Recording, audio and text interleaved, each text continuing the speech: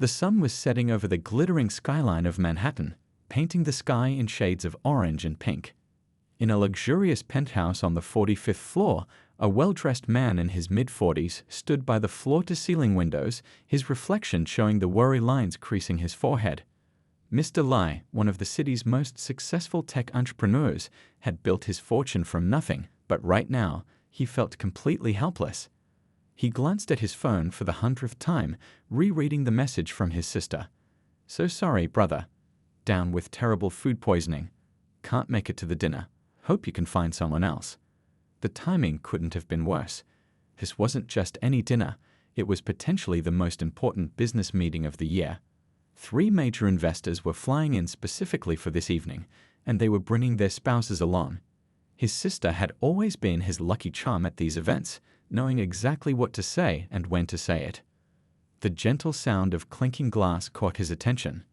In the corner of his spacious living room, his housekeeper was carefully organizing his wine collection.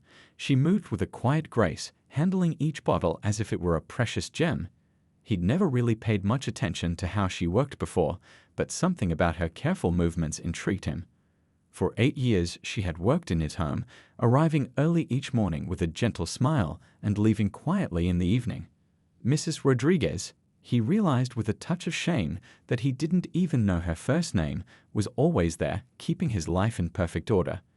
She was probably in her early 50s, with kind eyes and silver streaks in her dark hair that she always kept neatly tied back. He watched as she picked up a bottle, studied its label with surprising intensity, and placed it precisely in its designated spot. There was something about her demeanor, a hidden dignity that went beyond her role as a housekeeper. In all these years, he'd barely had a real conversation with her, yet she knew every detail of his daily life. A crazy idea began to form in his mind. The investors were expecting him to bring a dinner companion, someone who could help navigate the social aspects of the evening while he focused on the business discussion.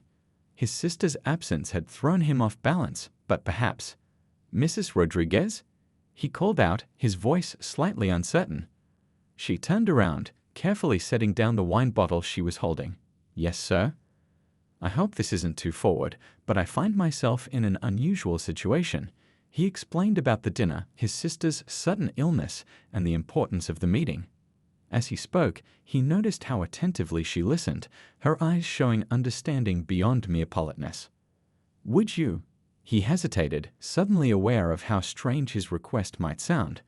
"Would you consider accompanying me to this dinner tonight? I know it's completely outside your usual duties, and I'll compensate you generously for your time, of course." The silence that followed felt endless. Mrs. Rodriguez stood perfectly still, her hands clasped in front of her simple gray dress. For a moment, something flickered across her face, surprise, certainly, but also something else. Was it amusement? Fear? Excitement? Finally, she spoke, her voice soft but clear. "Sir, are you sure about this? These are important people you're meeting with." Her response wasn't exactly a no, but it wasn't a yes either. He found himself rushing to explain, "I know it's unconventional, but I've always appreciated your discretion and professionalism. The dinner is at Le Bernardin. I know it's very short notice, but..." She gently raised her hand, a small gesture that somehow managed to pause his rambling. For the first time in 8 years, he saw a hint of a smile play at the corners of her mouth. "Le Bernardin," she repeated, almost to herself, as if the name held some special meaning. "I would need to make a phone call," she said finally. "And I would need to go home to change into something more appropriate." His face lit up with relief. "Of course, I can have my driver take you home and bring you back. The dinner is at 8 o'clock. As she gathered her things to leave, he noticed something different about her posture. The usual invisible wall between employer and employee seemed to have shifted ever so slightly. Little did he know that this impulsive invitation was about to change both their lives in ways he couldn't imagine. What he didn't see was the way her hands trembled slightly as she made her way to the elevator, or how she touched the small pendant beneath her collar, a tiny silver grape cluster that she always kept hidden. As the elevator doors closed, she pulled out her phone and dialed a number she hadn't called in years. "Maria?" she said softly in Spanish. "Remember that black dress you borrowed from me years ago? I need it back. Tonight." And yes, it's quite a story. 2 hours after leaving the penthouse, Mrs. Rodriguez stood in her modest apartment in Queens, staring at her reflection in the bathroom mirror. Her daughter Maria had just finished helping her with her makeup, nothing flashy, just enough to brighten her face and bring out the warmth in her brown eyes. The black dress fit perfectly, just as it had 15 years ago when she'd last worn it. As she fastened her mother's old pearl earrings, her mind drifted back to another life, another world. Back then, she wasn't just Mrs. Rodriguez, the housekeeper. She was Ana Rodriguez, owner of El Cebo del Vino, one of Buenos Aires' most celebrated wine restaurants. The memory was so vivid: the elegant dining room, the carefully curated wine cellar, the regular customers who trusted her recommendations without question. "Mom," Maria's voice brought her back to the present. "You're doing that thing again, that faraway look." Her daughter smiled, adjusting the dress's neckline. "Why don't you ever tell people about your past? About what you used to do?" Anna touched the small silver great cluster pendant she always wore beneath her clothes, a gift from her old sommelier mentor. "What good would it do?" she said softly. "That life is gone now." But as she spoke, her mind wandered to that fateful year. The economic crisis had hit Argentina like a tsunami. One by one, the restaurants around hers had closed. She'd held on longer than most, using her savings, selling her car, even her house. But in the end, it wasn't enough. The final blow came when the banks froze all accounts. Within months, everything she'd built over 20 years vanished. She remembered the day she'd locked the restaurant's doors for the last time. Her regular customers had gathered outside, many crying, bringing flowers and cards. The local newspaper had even written an article: "El Cebo del Vino closes. Buenos Aires loses a gem." "You still have all your knowledge," Maria insisted, now helping her mother with a simple silver necklace. "All those years studying wines, running the restaurant, training staff." Anna smiled at her daughter's reflection in the mirror. Maria had been just 12 when they'd moved to New York. Back then, Anna had taken the first job she could find: housekeeping. It wasn't ideal, but it had put Maria through college. Now her daughter was a successful graphic designer, living her own American dream. The sound of a car horn outside interrupted their conversation. Mr. Lee's driver was early. Anna took one final look in the mirror, hardly recognizing herself. The black dress was elegant but simple, falling just below her knees. Her silver-streaked hair, usually in a tight bun, was now styled in soft waves around her face. "Wait," Maria said, rushing to her bedroom. She returned with a small, worn leather case. "Take this with you." Anna's breath caught in her throat. It was her old sommelier kit: the special corkscrew, the small flashlight for examining wine clarity, the temperature gauge. She hadn't seen it in years. She didn't even know Maria had kept it. "I can't," she whispered. "Mom," Maria held her hands. "You've spent 8 years taking care of other people's homes, making sure their lives run smoothly. Maybe it's time to let your light shine again." Anna's eyes welled up with tears, but she blinked them away quickly. "This is just a dinner," she said, more to herself than to Maria. "Mr. Lee just needs someone to fill a seat because his sister is sick." But as she hugged her daughter goodbye and made her way to the waiting car, something stirred inside her, a feeling she hadn't experienced in years.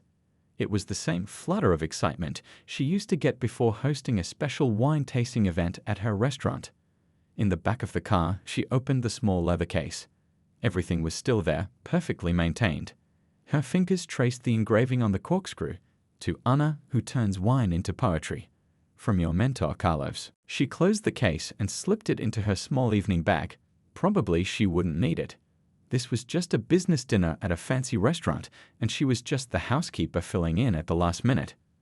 But somehow, having this small piece of her past with her made her sit a little straighter, hold her head a little higher.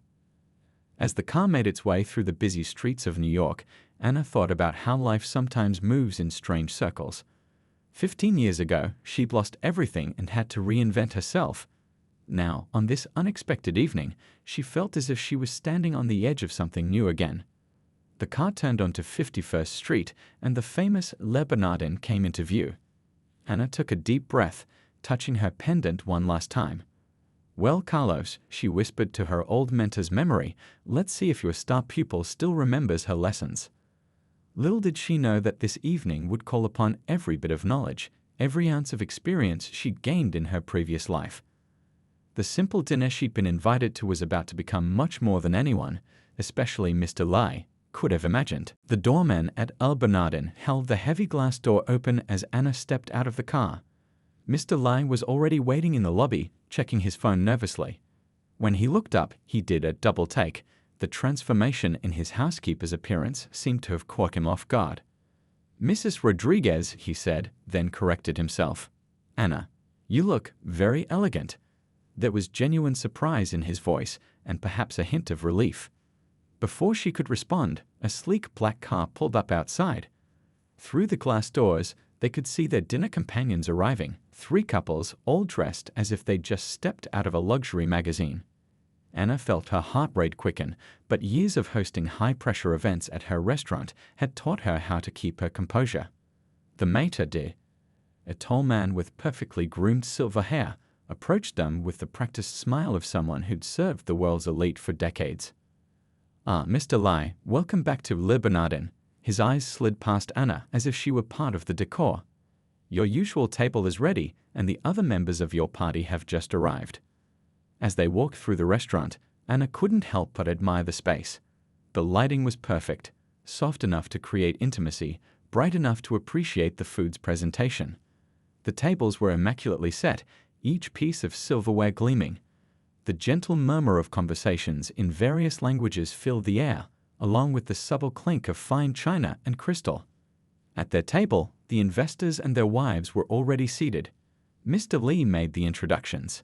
"This is my friend, Anna Rodriguez." The word friend hung in the air, neither true nor entirely false. Anna noticed the slight raises of eyebrows, the quick exchange of glances between the couples. The lead investor's wife, wearing what Anna recognized as a recently released designer dress, gave her a smile that didn't quite reach her eyes. "And what do you do, dear?" The question came with a slight edge, the kind Anna had heard countless times in her restaurant when wealthy tourists would try to test her wine knowledge. Before Anna could answer, Mr. Li smoothly intervened. "Shall we order some wine to start?" He reached for the wine list, but the lead investor, a man with steel-gray hair and an expensive watch, beat him to it. "Allow me," he said, clearly eager to demonstrate his expertise. "I'm something of a wine enthusiast." He began flipping through the extensive wine list with the confidence of someone used to making big decisions. Anna sat quietly, watching and listening. The investor was explaining his choice to the table, a 2015 Burgundy that he claimed would be perfect for the evening. She could see Mr. Lunny nodding along, though she suspected he knew little about wine beyond drinking what others recommended. The sommelier approached their table, and the investor began to place his order. Anna's trained ear caught something that made her stomach tighten. He was about to make a well-intentioned but significant mistake. The wine he'd chosen, while excellent, would clash terribly with the chef's special seasonal menu she'd noticed displayed at the entrance. She hesitated for a moment, her hand unconsciously touching the small leather case in her purse. 8 years of careful invisibility had taught her to stay quiet, to blend into the background. But something else stirred in her memory, the voice of her old mentor. "Wine is truth in a bottle, Anna, and truth must be served with courage." "Excuse me," she said softly, but with enough clarity to pause the conversation. All eyes turned to her, some curious, others slightly annoyed at the interruption. "That's a beautiful choice," she continued, nodding respectfully to the investor, "but perhaps I might suggest an alternative." The silence that followed felt endless. Mr. Lai looked nervous, probably regretting his impulsive dinner invitation. The investor's wife's perfectly shaped eyebrows arched even higher. But Anna wasn't looking at any of them. Her eyes were fixed on the wine list, which the investor still held. "May I?" she asked, extending her hand. After a moment's hesitation, he passed her the list. As she opened it, 15 years melted away. She was back in her restaurant in Buenos Aires, guiding her guests through her carefully curated collection. The leather case in her purse seemed to warm against her side, like a faithful friend offering encouragement. She took a deep breath and began to speak, her voice growing stronger with each word. What happened next would change not just her evening, but the entire course of her life. Though at that moment, All she could think about was making sure these important guests experienced the perfect pairing of wine with their meal. The sommelier, who had been waiting patiently, leaned in slightly, suddenly interested. He could tell, from her first few words about the wine's bouquet and composition, that he was about to hear something unexpected from this unassuming woman in the borrowed black dress. The wine list felt familiar in Anna's hands, its weight bringing back countless memories. She glanced at the seasonal menu card on the table, then back at the extensive wine selection. Years of experience flowed through her mind as she considered the delicate balance of flavors, temperatures, and timing. "The 2015 Burgundy you suggested is extraordinary," she began, her voice soft but assured. "However, tonight's special includes the chef's signature sea bass with mushroom essence and truffled custard sauce." She paused, allowing the information to settle. The earthiness of the Burgundy might overshadow these subtle flavors. The lead investor leaned forward slightly, his earlier dismissiveness replaced by curiosity. The sommelier, who had been standing professionally distant, took half a step closer. Anna turned to page 38 of the wine list. "If you'll permit me, I would suggest this 2018 Puligny Montrachet. It has a perfect mineral backbone that will complement the sea bass, with just enough oak to enhance the mushroom notes without overwhelming them." The sommelier's eyes widened slightly. She had chosen the exact wine he would have recommended himself. The investor's wife stopped typing on her phone, suddenly paying attention. "That's an interesting choice," the investor said, clearly trying to maintain his position as the wine expert at the table. "But wouldn't you say it's a bit too delicate for a business dinner?" Anna smiled gently, remembering similar conversations from her restaurant days. "Actually, its complexity is quite remarkable." She reached into her small evening bag and, before she could second-guess herself, pulled out her old leather case. Mr. Lai watched with a mixture of confusion and fascination as she opened it, revealing her professional sommelier tools. The table fell silent. "In my experience," she continued, her confidence growing, "this particular vineyard's 2018 vintage has a unique quality.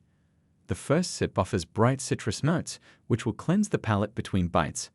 But as it opens up, and this is where it becomes magical, it develops layers of white flowers and honey, creating a perfect bridge to the richness of the truffle sauce." The sommelier couldn't contain himself any longer. "Madame is absolutely correct," he interjected. "This wine is one of our hidden gems. May I ask where you acquired your knowledge?" All eyes were now fixed on Anna. She could feel Mr. Lee's stunned gaze, the investor's growing interest, their wide, shifting perceptions. For a moment, she considered giving a vague answer, maintaining the protective shell she built around her past. But then she felt the weight of her mentor's old corkscrew in her hand, saw the recognition of shared passion in the sommelier's eyes, and decided it was time for the truth. "I owned a restaurant in Buenos Aires," she said, her voice growing stronger with each word. "El Cebo del Vino. For 20 years, I was its owner and head sommelier." The lead investor's wife set her phone down completely. "El Cebo del Vino? The wine restaurant?" Her eyes lit up with recognition. "My husband and I dined there in 2007. It was magnificent. We still talk about that wine pairing menu." Anna's heart skipped a beat. The autumn of 2007? We had just introduced our vertical tasting of Argentinian Malbecs. Yes, the woman was now fully engaged, her earlier condescension forgotten. "You had that amazing blind tasting challenge. My husband failed miserably, but the sommelier was so kind about it." "That was me," Anna said softly, a warm smile spreading across her face. "I remember your husband asking for a second chance with the Malbecs. You were celebrating your 10th anniversary." The table erupted in exclamations of surprise and delight. The investor's wife grabbed her husband's arm. "Remember, darling? It was our favorite night of that entire trip." Mr. Lai sat back in his chair, watching the scene unfold with amazement. His simple solution to a dinner companion problem had just revealed a hidden master in his midst. The sommelier returned with the Puligny Montrachet, presenting it with extra flourish to Anna. "Would Madame like to do the honors?" She nodded, accepting the responsibility with practiced grace. As she performed the ritual, examining the cork, checking the wine's clarity, testing its bouquet, her movements were fluid and confident. This wasn't Mrs. Rodriguez, the housekeeper, anymore, This was Anna the sommelier in her element. When she poured the first taste, the lead investor raised his glass in a gesture of respect. "I believe I owe you an apology," he said quietly, "and I very much look forward to learning more about your journey." The wine was perfect, of course. As the evening progressed, the initial awkwardness dissolved into genuine conversation. The other guests began asking Anna about her experiences, her knowledge, her story. Mr. Lai watched in amazement as his housekeeper commanded the attention of some of New York's most powerful business people, not through wealth or status, but through passion and expertise. What started as a simple wine selection had transformed into something much more significant. In that moment, as Anna described the subtle differences between wine regions in Argentina, none of them could have guessed how this evening would reshape all their futures. The main course arrived, but food had become secondary to the conversation flowing around the table. The investors and their wives leaned in, captivated by Anna's stories of her life in Argentina. Even the nearby tables had grown quiet, listeners drawn into her warm, honest narrative. "The restaurant was my dream since I was a young girl," Anna explained, her eyes bright with memory. "My father was a great farmer in Mendoza. He taught me that wine was more than just a drink, it was history in a bottle, stories waiting to be told." She described walking through the vineyards with her father at dawn, learning how the morning mist affected the grapes, understanding why each slope, each shadow mattered. The investor's wife wiped a tear as Anna spoke about selling her mother's jewelry to pay for sommelier school, promising to buy it back one day. "And did you?" the woman asked softly. Anna touched her pearl earrings. "These were the first pieces I recovered. One pair at a time, over 10 years, she smiled. "My mother cried when I gave them back to her on her 70th birthday." Mr. Lai sat in stunned silence. For 8 years, this woman had organized his home, managed his daily life, and never once mentioned her incredible past. He thought about how many times he'd absently handed her a glass of wine to put away, never noticing how carefully she handled each bottle, how knowledgeably she arranged them. "Tell us about your restaurant," another investor's wife urged. "How did you build it?" Anna's face lit up. She described starting small, just 4 tables in a converted old house. "I couldn't afford fancy decorations, so I used wine bottles as centerpieces. Each one had a story, and I would tell these stories to my guests." She laughed softly. Soon people were coming just to hear about the bottles on their table. The lead investor nodded appreciatively. "Word-of-mouth marketing at its finest." "Yes, but with heart," Anna added. "Every guest who walked through my door became part of our story. We celebrated their engagements, promotions, anniversaries. I kept notes about their preferences, their special dates. When regular customers had bad days, they came to talk over a glass of wine. The restaurant became more than a business, it was a community." She told them about her mentor, Carlos, who had been a renowned sommelier before retiring. He used to say that a good wine pairing could heal a broken heart or seal a lifelong friendship. Her hand went to the silver great cluster pendant she wore. "He gave me this when I earned my certification. Now you're ready to make magic," he said. The sommelier, who had been hovering nearby all evening, finally spoke up. "I trained in France for years, but we never learned what you just said about community. May I ask, what happened to your restaurant?" The table grew quiet. Anna took a slow breath. The economic crisis hit Argentina hard in 2008. It wasn't just my restaurant. Hundreds of businesses closed. Banks froze accounts, inflation soared. People who had been wealthy for generations suddenly couldn't afford bread. She described the final months, using her savings to help her staff find new jobs, selling everything to pay her suppliers, working 18-hour days trying to save what she'd built. "The hardest part wasn't losing the restaurant," she said quietly. "It was watching my community scatter. Some regular customers would come just to sit, unable to afford even a glass of wine anymore. They just needed to be in a familiar place while their world crumbled." Mr. Lee found himself thinking about his own success story, how he'd built his tech empire from nothing. But Anna's story touched something deeper. She hadn't just lost a business. She'd lost a dream she'd nurtured since childhood. "The last night," she continued, "our longtime customers organized a farewell dinner. They'd brought dishes from home, whatever wine they could find. One elderly couple, They'd celebrated their anniversary with us every year for 15 years. Brought me these. She touched her earrings again. They'd seen how I was selling everything to pay my staff. They said, start again, somewhere new. The world needs places like yours. The table was silent for a moment. Then the lead investor's wife asked the question everyone was thinking, why didn't you start another restaurant here in New York? Anna smiled gently. I had my daughter to think about. She was 12 when we arrived. I needed something stable, something that would let me be there for her after school. Being a housekeeper, she glanced at Mr. Lai. It wasn't glamorous, but it was honest work. It put my daughter through college. She graduated last year, with honors. Pride glowed in her face as she spoke about her daughter. Sometimes we take different paths than we planned. But every path teaches us something. These 8 years, I learned about humility, about seeing the dignity in all work. And I never stopped loving wine.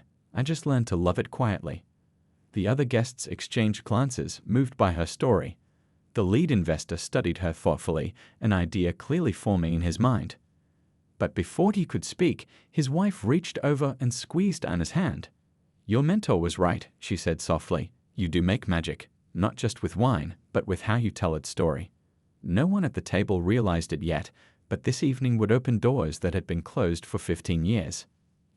Anna's path was about to change again, proving that sometimes life's greatest opportunities come disguised as simple dinner invitations. Dessert had been cleared away, and coffee was being served when the lead investor set down his espresso cup with purpose. The evening had drifted far from its original intent, discussing a $50 million investment in Mr. Li's new tech venture. But something more interesting had captured everyone's imagination. Mrs. Rodriguez, the investor began, then corrected himself. Anna, I've been in business for 30 years. Do you know what the hardest thing to find is? He didn't wait for an answer. Authenticity, real passion, the kind that can't be faked or bought. Mr. Lai shifted in his seat, wondering if this meant his deal was slipping away. But the investor wasn't finished. I've invested in restaurants before, he continued. Some succeeded, some failed. But I've never heard a story like yours. Never met someone who understands both the poetry and business of wine the way you do. Anna's hands tightened around her coffee cup. She could feel the weight of everyone's attention, so different from her usual invisibility. What would you say, the investor leaned forward, if I offered to help you open a new wine bar right here in Manhattan? The table fell silent. Mr. Li's eyebrows shot up. Anna sat very still, her heart pounding. A wine bar? She repeated softly. Yes, but not just any wine bar. The investor was warming to his idea. Something unique. A place that combines your wine expertise with your gift for storytelling. Each bottle with its own tale, each pairing an experience. His wife joined in, excitement in her voice. Remember how you said the bottles were centerpieces in your old restaurant? We could design the whole space around that concept. Make every table tell a different wine story. Anna's mind was racing. Images flashed through her head, her old restaurant, her regular customers, the community she built. Could she do it again? Create that same magic in New York? The location is crucial, another investor added, pulling out his phone. I know a perfect spot in the West Village. It's been empty for months. Beautiful old building, lots of character. Mr. Lai had been quiet, watching this unexpected turn of events. Finally, he spoke up. I'd like to be part of this too. Everyone turned to look at him. If you'll have me as a partner, Hannah. She stared at him, surprised. This was the man who, just hours ago, had known her only as his housekeeper. You've managed my home perfectly for 8 years, he continued. I've never had to worry about a single detail. Someone who can handle complex logistics while making it look effortless, that's exactly the kind of partner I want. The lead investor nodded approvingly. Perfect. Mr. Lai can be a silent partner, handling the business side. Anna, you'll be the managing partner, the face and heart of the place. I'll provide the initial investment. He pulled out a small notebook. Let's talk numbers. Anna raised her hand gently, a gesture that somehow commanded attention.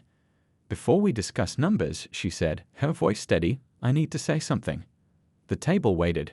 She touched her pendant, gathering her thoughts. For 15 years, I've carried my old restaurant in my heart like a precious memory.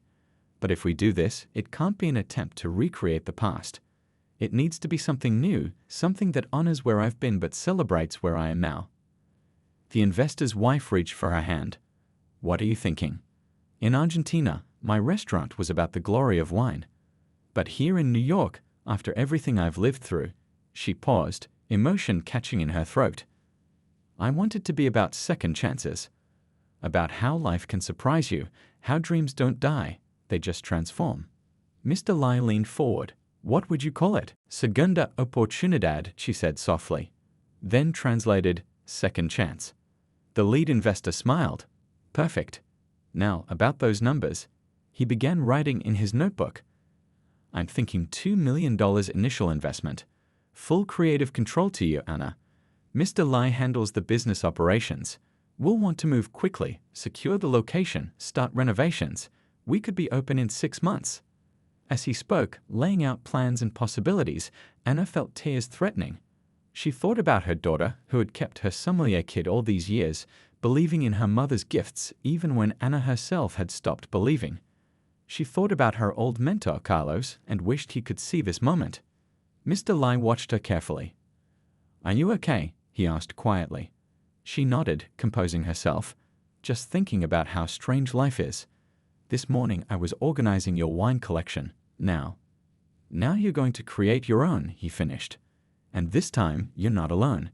You have partners, support, resources. The investor finished writing and slid the notebook toward Anna. Take a look. Everything's negotiable, of course.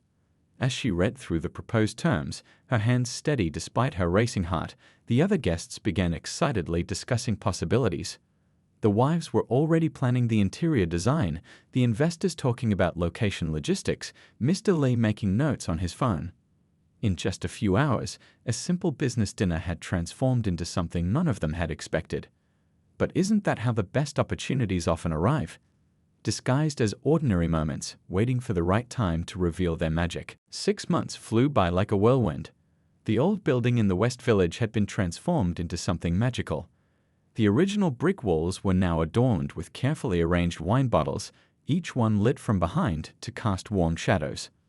Ancient wooden beams crossed the ceiling, from which hung delicate grapevine sculptures crafted by local artists. On opening night, Anna stood in the center of Segunda Oportunidad, taking it all in. Each table told a different story, one surrounded by bottles from a small family vineyard in Mendoza, another showcasing wines that had survived world wars, a third displaying bottles from vineyards that had risen from natural disasters. Her daughter had designed the menus, incorporating old photographs from their life in Argentina alongside the wine descriptions. The investor's wife had worked with architects to create intimate spaces where guests could feel like they were stepping into different wine regions of the world. Mom. Her daughter's voice brought her back to the present. The first guests will be here in an hour. Shouldn't you be getting ready? Anna smiled, touching her silver great cluster pendant. She was already dressed in a simple but elegant black dress, her own this time, not borrowed. I just needed a moment to take it all in. The staff was gathering for final instructions. Unlike her old restaurant, where she'd started with just herself and 2 servers, here she had a full team. 5 sommeliers she'd personally trained, experienced servers, skilled kitchen staff. Many of them were immigrants like herself, each with their own story of starting over. Mr. Lai arrived early, looking relaxed in a way she'd never seen during his corporate meetings. The transformation goes both ways, he said, looking around the space. You're not just the housekeeper who became a wine bar owner. I'm not just the tech billionaire anymore. This place has changed us all. He was right. Over the past months, their relationship had evolved into a true partnership. She'd kept working at his penthouse during the renovations, but their morning conversations had shifted from household schedules to business strategies. He'd learned about wines. She'd learned about profit margins. The lead investor and his wife arrived next, bringing a special bottle.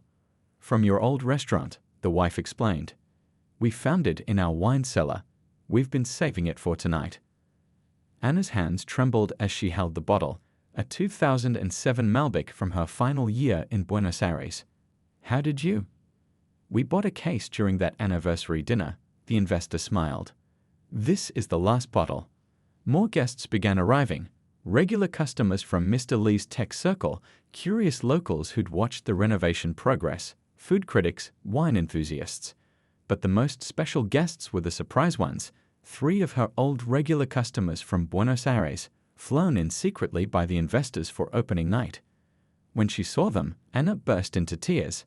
They hugged her, speaking rapid Spanish, amazed at how she'd recreated the warm atmosphere of her old restaurant while making something entirely new. Carlos would be so proud, one of them said, touching her pendant. As the evening progressed, Anna moved from table to table, doing what she did best, sharing stories, making connections, turning wine tasting into an experience. She told tales of forgotten vineyards, of grapes grown in impossible conditions, of winemakers who never gave up. The critics were impressed by the concept, but what really caught their attention was the staff's knowledge and passion. Anna had trained them to do more than recite wine facts. She taught them to find the story in every bottle, to connect with guests on a personal level. Near midnight, when the last guests were leaving, full of wine and wonder, the lead investor raised his glass. To Segunda Oportunidad, he said, "The most successful opening night I've seen in 30 years of investing." But Anna was watching something else. A young couple at a corner table, clearly on a first date, sharing a modest bottle of wine. The server was telling them its story, just as Anna had taught her, and their eyes were shining with interest and connection. "That's the real success," she said softly. "It's not about the expensive wines or the prominent guests. It's about creating a space where stories can unfold, where people can connect, where everyone feels special." Mr. Lay nodded. "You know, when my sister got food poisoning that night, I thought it was terrible luck. Turns out it was the best thing that could have happened." "Life's strange that way," Anna smiled. "Sometimes the worst moments lead us to the best opportunities. We just have to be brave enough to pour a new glass and start again." Later that night, after everyone had gone, Anna sat alone at the bar. She poured a small glass of the 2007 Malbec from her old restaurant. As she sipped it, memories flooded back, not just of what she'd lost, but of everything she'd gained.